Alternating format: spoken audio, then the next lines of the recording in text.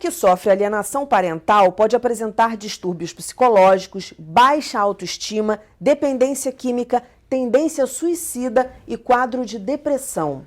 Esse é o nosso assunto de hoje. Nós estamos no segundo bloco do Educação.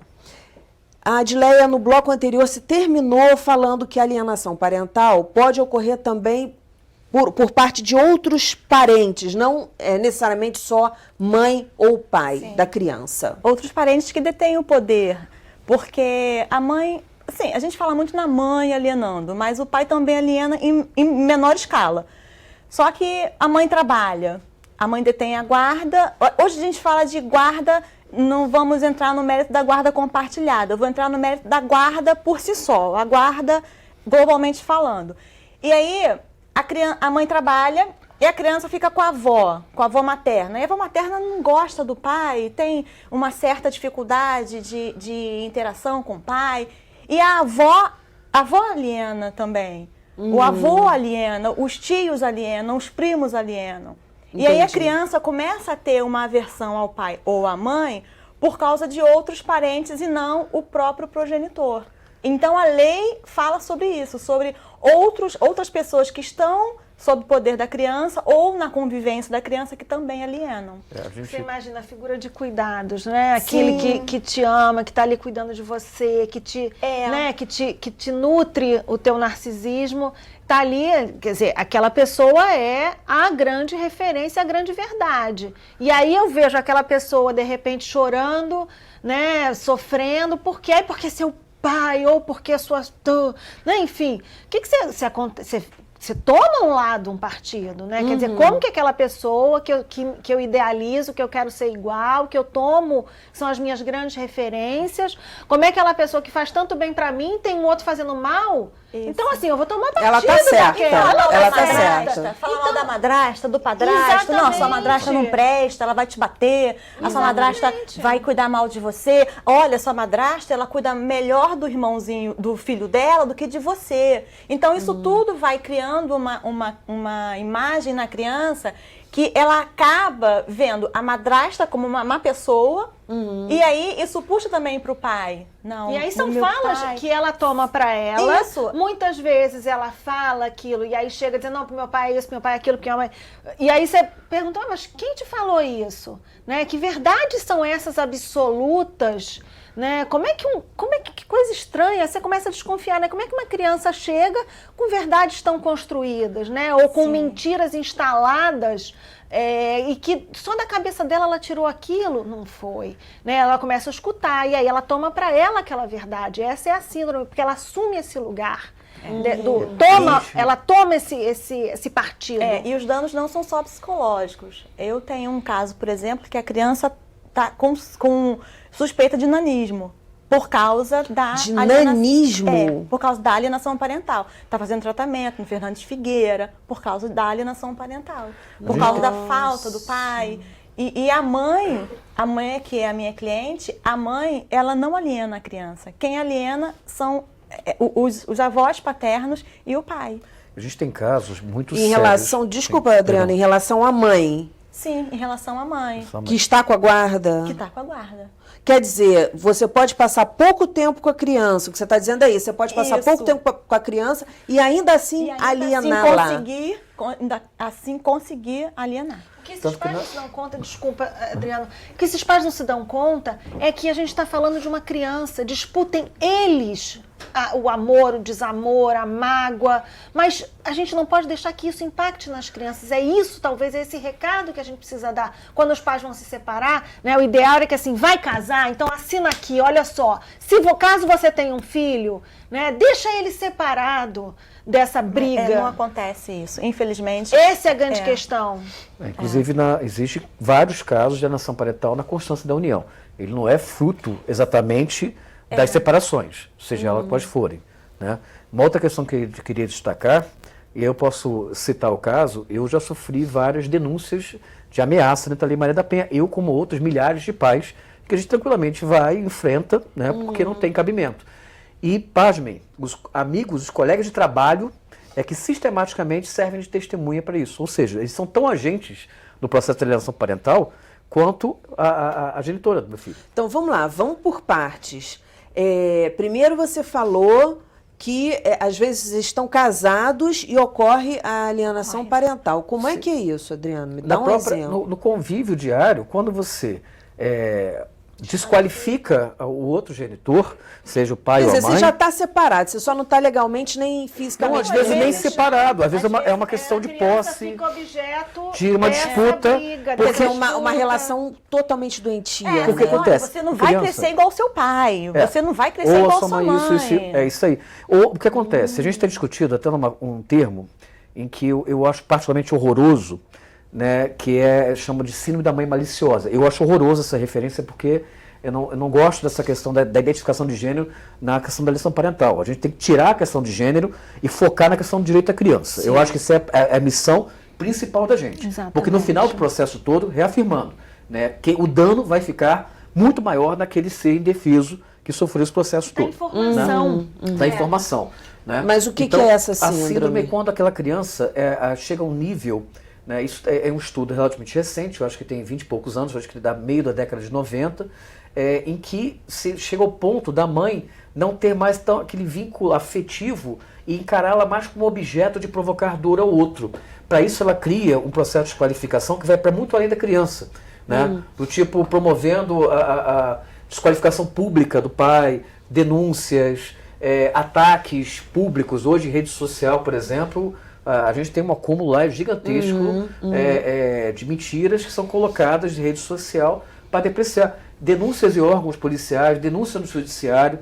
Então, aquela criança ela deixa de ser o filho para ser a arma, para ser o objeto de provocar dor ao outro. Uma metralhadora, objeto de troca. E aí, desculpa uma outra referência horrorosa, mas a aliança parental considera um câncer. Se você não identifica desde o início, para tratar depois, é quase irreversível. É claro que começa no processo muito de nuances. Não começa do tipo, você não vai ver seu pai. Começa com uma desqualificação. Sutil, né? Sim. Aí chega ao caso extremos aí, né, de falsas denúncias, né, voltando àquela questão de abuso sexual. Eu conheci pais que ficaram 6, 7 anos andando, já falamos isso anteriormente em outros programas aqui, andando com um calhamaço de documento nas costas, porque sofreu um processo de uma denúncia de abuso sexual do filho, né, e ficou afastado quase 7 anos. E o dano desses 7 anos para o filho, para eles, são irreversíveis. Quer dizer, a mãe disse que o pai tinha abusado sexualmente da criança. Algumas vezes as próprias crianças também, elas, por ter uma mente bastante fértil, elas acabam acreditando naquela história e criando uma historinha. São induzidas a acreditar numa história? Às vezes vem da própria criança, né? Porque assim, meu pai é tão mal, e naquela hora que ele botou, né, me deu aquele tapa, às vezes não é a mãe que disse para ele. Às vezes é parte dessa teia que é criada, né? Essas histórias, esse lugar do bicho-papão, né?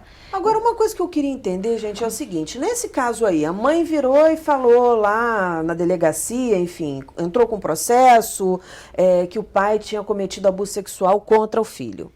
Não é feito nenhum exame de corpo de delito, nada para caracterizar que aquilo ocorreu? É feito. O problema todo é que quando ocorre uma falsa denúncia de abuso sexual, na maioria das vezes, o que o juiz faz? Ele afasta a criança do genitor, por exemplo, do pai. O juiz afasta do pai liminarmente e aí vai fazer o estudo. Esse estudo, às vezes, demora, porque é uma situação mais delicada do que uma alienação parental por si só.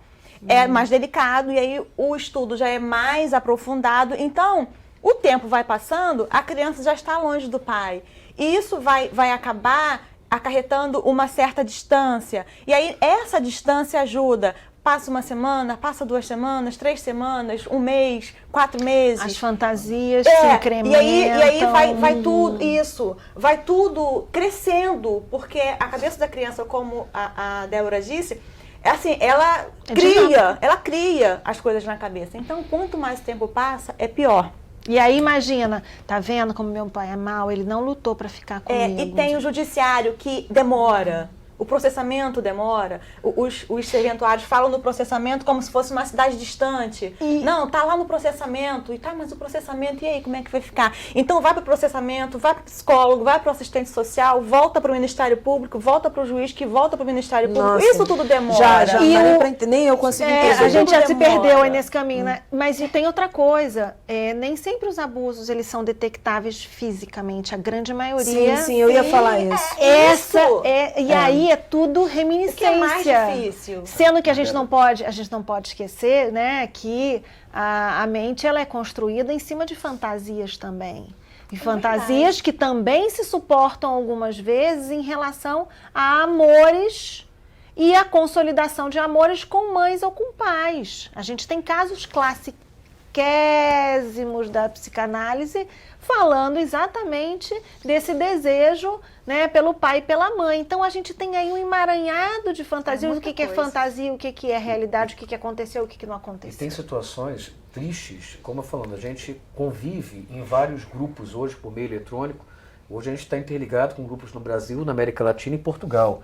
Então a gente acaba tendo uma amostragem de gente, de casos. Alguns são verdadeiros, outros fantasiosos, mas enfim, a gente acaba tendo uma amostragem de casos, né? De sucesso e de coisas tristes.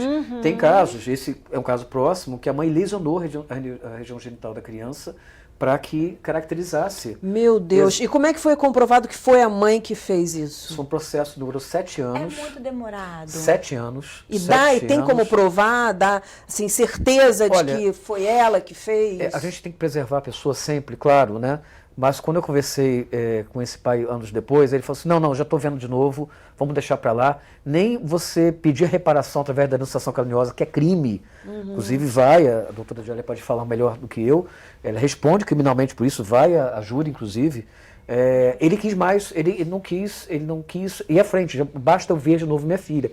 E uma das primeiras coisas que ele falou comigo, quando chegou da delegacia, mas você dá banho na sua filha, né? Eu falei, claro que eu dou banho na minha filha, minha filha tem 3 anos, eu dou banho na minha filha. Então isso já é atacado, assim como vários pais que vão responder, geralmente na Lei Maria da Penha, nas delegacias, já são tratados como agressores. É claro que a gente tem que separar as coisas, mas eu acho que os órgãos públicos, está aí a nossa proposta que caminhamos essa casa aqui, que houvesse uma campanha continuada para os funcionários públicos identificar essa prática de alienação parental. Né? Tem que saber ver, aprofundar um pouco mais. Eu sei que é um processo longo, mas se não fizer isso, nós temos uma geração inteira aí que parece que está se agravando. Eu não sei qual o motivo, não sei se a gente ter ciência que existe essa prática, mas assim, a cada vez mais os grupos, vamos ver, pelos grupos, pelos casos, vão se avumulando de uma maneira absurda. Eu acho que é por causa do conhecimento, não é porque não acontecia. É que está sendo mais divulgado, as pessoas estão Tô falando entendendo mais. E as pessoas estão entendendo mais. Olha, eu tenho uma cliente, ela falou, olha só, ele me ligou agora e falou que eu estou fazendo alienação parental. Aí ela me perguntou, o que é isso? Aí eu expliquei para ela, olha, alienação parental é isso. Mas eu não faço isso. Falei, então deixa ele procurar o judiciário e aí você prova que não está fazendo. Gente, eu quero muito agradecer a participação de vocês, Débora, aqui como sempre acrescentando muito no nosso debate, Adileia, Adriano. Vamos aprofundar esse assunto, vamos falar mais do aspecto legal, vamos marcar para gravar de novo sobre esse assunto, que é muito importante. O nosso programa fica por aqui. Se você quiser ver novamente, basta acessar o site www.alerj.rj.gov.br. Educação, se você não se envolver, não rola. E nós temos um encontro marcado na próxima segunda-feira, às 9 horas da noite. Eu te espero. Até lá!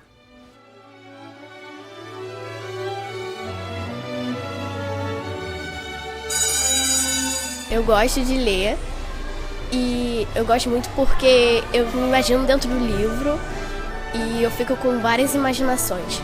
E meu pai sempre me ajudou ensinando, lendo o livro para mim e me incentivando a ler.